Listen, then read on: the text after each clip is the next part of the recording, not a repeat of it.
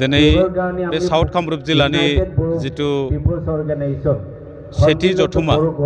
बेनि कनफारेन्स बे कनफारेन्सआव फैनानै आं गावखौनो जोबोद गोजोननाय मोनदों आरो बे मेलाव नोंथांमोननि चेनेलनि गेजेरजों आं बेखौनो फोरमायनो लुगैदों जिहेतु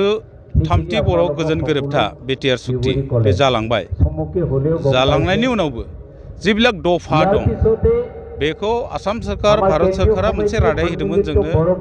6 दाननि गेजेराव गासैबो सुक्तिफोरखौ दफाफोरखौ सुक्तियाव थानाय दफाफोरखौ मावफुंजोबगोन खिन्थु जों नुदों दिनैसिम बाउन्डारि कमिसना डिले जादों कार्बि आंलंनि जितु मोननै सुक्तियाव फैबाय बे गोनो गोथो जादों बेजों लोगोसे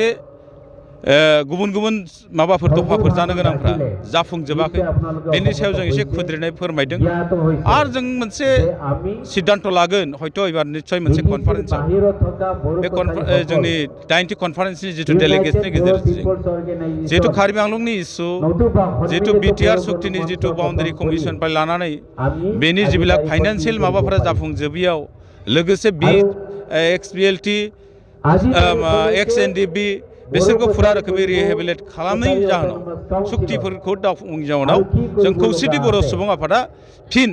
गासै जिल्लायावनो सोमावसारनायनि मोनसे हाबाफारि लानो गोनां जागोन जुदि मावफुंजोबाबा जों नोंथाङा जिहेतु गोबां चर्चा जादों जिहेतु रन्जन दैमारिया सागान होखांनायनि उनाव दासिमबो जेलाव दङ बेनि थाखाय खनले खनले खावलायबाय थादों नोंथाङा सरकारखौ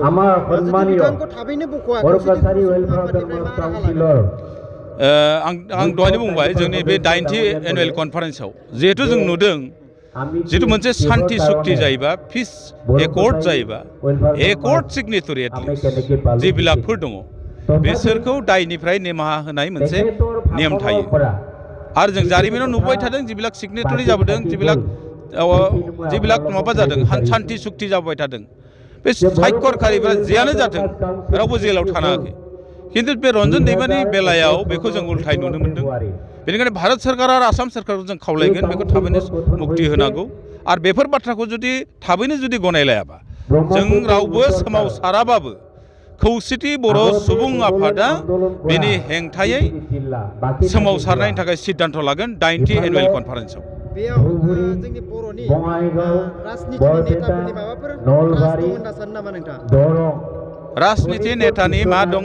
आं जोंखौ बुंनो थाङा थोंजोङै किन्तु सासे सिगनेटरिखौ गभर्नमेन्टआनो आयेन बानाय जितु आयेन आफाद दं नङा होमबा न्यायपालिका दं बिधान मण्डल न्यायपालिका बेनिफ्राय मोनब्रै स्तम्भ थाया होमबा गणतन्त्रआव न्यायपालिका जाय आयेन बानाय बिधान माबाया जोंना एसेम्ब्लिया कार्यपालिका जायखौ होनना बुङो ब्युरोक्रेट नङा होमबा बिनि उनाव जाहैबाय थारमाने ब्युरोक्रेट आरो न्यायपालिका जेब्ला आदालतफोर किन्तु आरो छोट' स्तम्भआ जाहैबाय नोंसोर गणतन्त्रआव नङा होमबा किन्तु बे मोनथाम स्तम्भजों लोगो नांबानो जिखुनु दायफोरखौ निमाहा होलायनो हायो सरकार गतिके सरकारा बेयाव मानो थाखाय मावाखै मा दङ बेखौ जों मिथिया जोंनि मथेबा थोंजोङै बिथाङा जेलनिफ्राय गनांगौ जों बेखौसो नारसिङा आरो गवाबा बेनि हेंथायै जों आन्दलन खालामो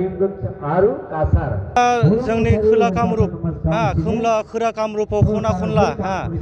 जिथुनिखि जोंनि गामि दं ओमफ्राय जोंनि सुबुंफोरा जोंनि बेयाव राव हारिमुफोरा गोमालांगासिनो दङ दा जों बेखौ मोननो थाखाय मा हास्थायगोन बेखौ मोननो थाखाय जों काउन्सिलखौ डिमान्ड खालामदों आरो बिनि सायाव जों खोला कामरुप खौसेथि बर' सुबुं आफादा खामानि मावबोगासिनो दं दा आरो बेखौ मावलांबाय जों थासिगोन।